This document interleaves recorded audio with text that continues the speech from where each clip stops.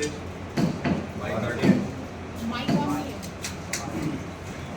आदरणीय राजेंद्र यादव जी, आदरणीय विधायक सेवाड़ा जी, आदरणीय अमित चंगानी जी, आदरणीय विजय शंकर जी, ये जो घटनाक्रम भी देश में हुआ है, मूलतः आज इस तरह से एक साथ बैठकर इस बात की चर्चा की आवश्यकता इसलिए हुई कि जो स्वयं ही विधानसभा के अध्यक्ष रहे हों,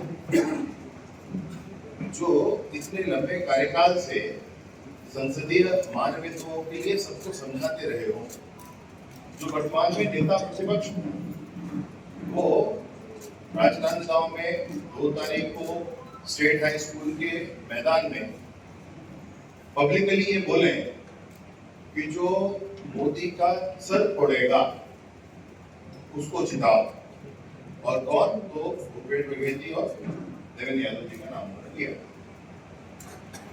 देश के प्रधानमंत्री के संदर्भ में इस तरीके से बयानबाजी और विशेष रूप से ऐसे व्यक्ति के द्वारा जिन्होंने खुद संसदीय परंपराओं का निर्वहन करने किया है, और अब तो ये लगता है कि जो कुछ उन्होंने किया है वो दिखावा था, ये मूल स्वरूप उनका है जो वह सामने आया है। जैसा वक्तव्य उनका है, उस वक्तव्य के लिए हम सब बिल्कुल स्पष्टता कहते हैं कि मैं हूं मोदी का परिवार, पहली लाठी मुझे मारा। और ये जो वाक्यांश मैं आपसे कह रहा हूं, आज ये जन जन के मन में है, ये जन आंदोलन का स्वरूप आप देखेंगे। इसमें मैं घोर निंदा करता हूं इस बात की, और उनको पहले भी मैंने कहा कि आपने जो कुछ कहा है उसके लिए आपको जनता से, माननीय मोदी जी से माफी मांगनी चाहिए, विशेष रूप से जनता से माफी मांगनी चाहिए। देश के प्रधानमंत्री जी के संदर्भ में आपने ऐसा कहा, आपने प्रेरित किया लोगों को समूह में हिंसा करने के लिए, ये गलत है, ऐसा आप नहीं कर सकते। आचार संहिता का उल्लंघन आपने किया है।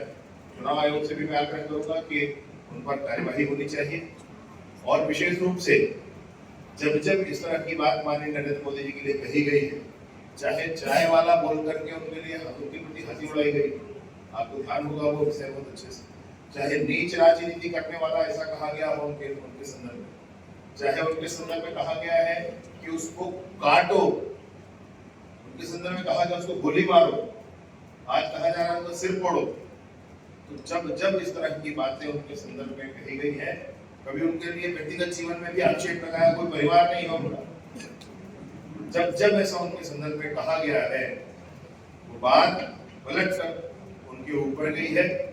लोकतांत्रिक प्रक्रियाओं को हम कभी नहीं छोड़ते हैं, पूरे लोकतांत्रिक मान मर्यादाओं के साथ इस बात का विरोध किया जाएगा, और हम इस बात के लिए भी आगे बढ़ेंगे कि आपने लाठी मारने की इच्छा व्यक्त की है, और हम तो मोदी जी के परिवार हैं, आप हमको लाठी मार लो, इस बात के लिए भी हम लोग आगे बढ़ेंगे।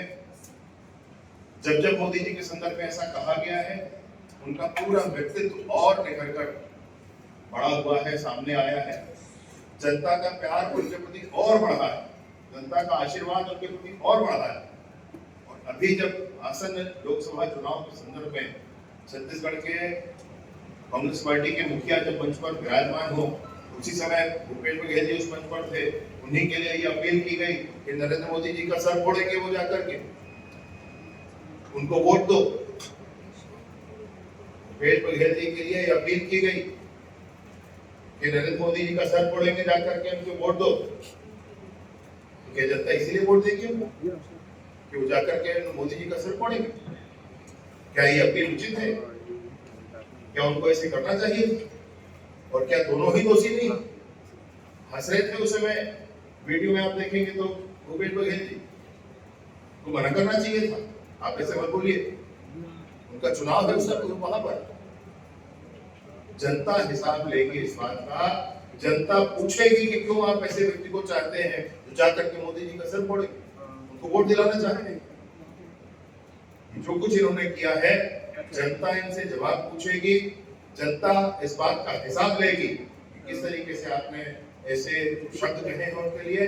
और मोदी जी के संदर्भ में जब जब ऐसा कहा गया, तब तक उन्होंने प्रखरता से इस विषय को लिया है, उनका व्यक्तित्व और बिखरा है। जनता का स्नेह उनके प्रति और बढ़ा है।